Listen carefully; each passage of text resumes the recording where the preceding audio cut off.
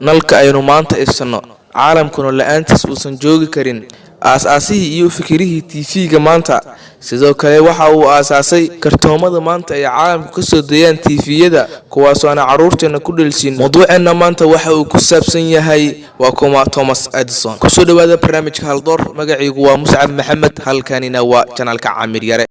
أقبلت يا رمضان الخير مستبقا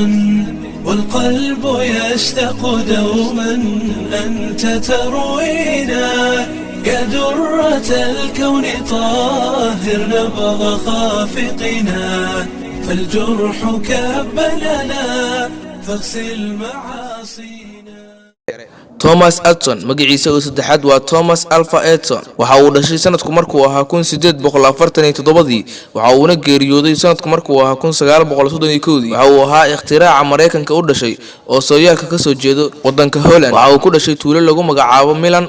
oo ka tirsan gobolka Ohio yaraantiisii waxa uu uusan baran waxa xanaaneysay hooyadiis kadib Thomas Edison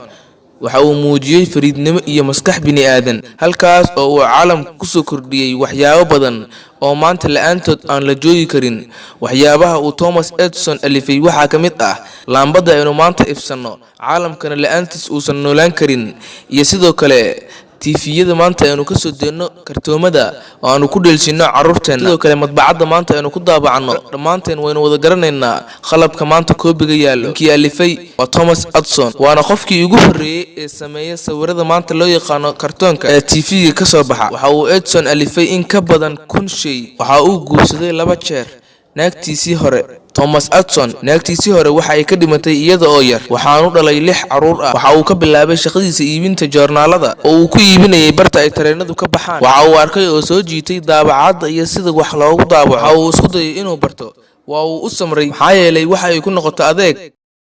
kadib inda adeeg badan kadib Thomas Edison waa uu bartay madbacada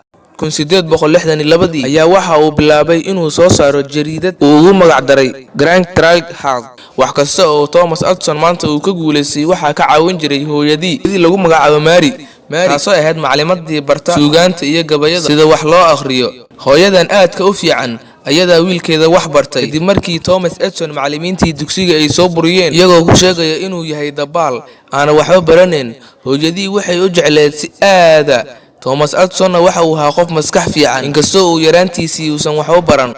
waxa kale uu ka soo shaqeeyay goob laga diro telefoonada oo ku taala busteejada tareenada taas oo u fududeysay inuu sameeyo aaladda ugu horeysa ee telegrafka ah guul ayuu ka gaadhay shaqadiisa waxa uu u guuray magaalada Boston ee gobolka Massachusetts waxaanu sanadadii 1876 halkaas ka aasaasay xarun cilmi baadhis waxa uu ku ictiraaqay aaladda loo yaqaan phonographic taas oo sameeya duubista codka kadib labadiisa waxa uu ikhtiraacii ugu weynaa ee ilaa hadda lagu xasuusto kaas oo ah inuu soo saaro laambada kadib markii uu ku guul dareystay intii uu ku guda jiray soo saaridda laambada 999 jeer halka markii uu kumaadna uu ku guuleystay inuu soo saaro laambada aynu maanta ifsano dhab ahaantii waxa uu bedelay Thomas Edison waxyaabo badan caalamku Thomas Edison ka hor ma uusan lahayn wax la ifsado ama laambad ah waxaanu ku soo afmeeri doonaa taariikhdii aanu ka soo wadnay gunta hoose ee Thomas Edison waxaan idinka ka tagayaa sidaas iyo nabadgelyo wassalaamu alaykum wa rahmatullahi ta'ala